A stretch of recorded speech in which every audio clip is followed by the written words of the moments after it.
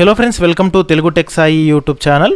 బంగాళాఖాతంలో రేపటి రోజున అల్పపీడనం ఏర్పడేందుకు అవకాశం ఉన్నట్లు వాతావరణ నిపుణులు అయితే తెలిపారు.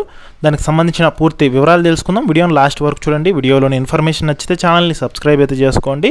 ఇక లేట్ చేయకుండా టాపిక్లోకి వెళ్ళిపోదాం. బంగాళాఖాతంలో రేపటి రోజున అల్పపీడనం ఏర్పడేందుకు అవకాశం ఉన్నట్లు వాతావరణ శాఖ అయితే తెలిపింది. ముఖ్యంగా ఉపరితల ఆవర్తనం ప్రభావంతో బంగాళాఖాతంలో అల్పపీడనం ఏర్పడుతుందని అయితే తెలిపింది. తమిళనాడు కోస్తాంధ్ర తీరం దిశగా పయనించి నెల 13 తర్వాత వాయుగుండంగా కూడా మారేందుకు అవకాశం ఉన్నట్లు తెలిపారు. దీని ప్రభావంతో 14, 15 తేదీల్లో కోస్తా రాయలసీమ జిల్లాలో అక్కడికి భారీ వర్షాలు కురిసేందుకు అవకాశం ఉన్నట్లు తెలిపారు. వాయుగుండంగా తుఫానుగా కూడా మారే అవకాశం ఉందని అయితే పేర్కొన్నారు.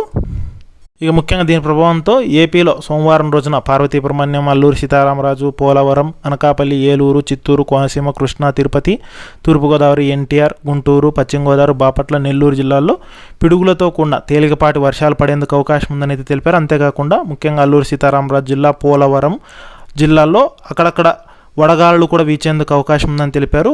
వర్షాలు కురిసే సమయంలో, పిడుగులు పడే సమయంలో రైతులు, ప్రజలు తగిన జాగ్రత్తలు తీసుకోవాలని ఏపీ విపత్తుల నిర్వహణ సంస్థ హెచ్చరికలు జారీ చేసింది. పలు ప్రాంతాల్లో గంటకు 30 నుంచి 50 కిలోమీటర్ల వేగంతో ఈదురుగాలు కూడా వీచే అవకాశం ఉందని, ప్రజలు బహిరంగ ప్రదేశాల్లో ఉండకూడదని, సురక్షిత ప్రాంతాలకు వెళ్లాలని అయితే తెలియజేసింది.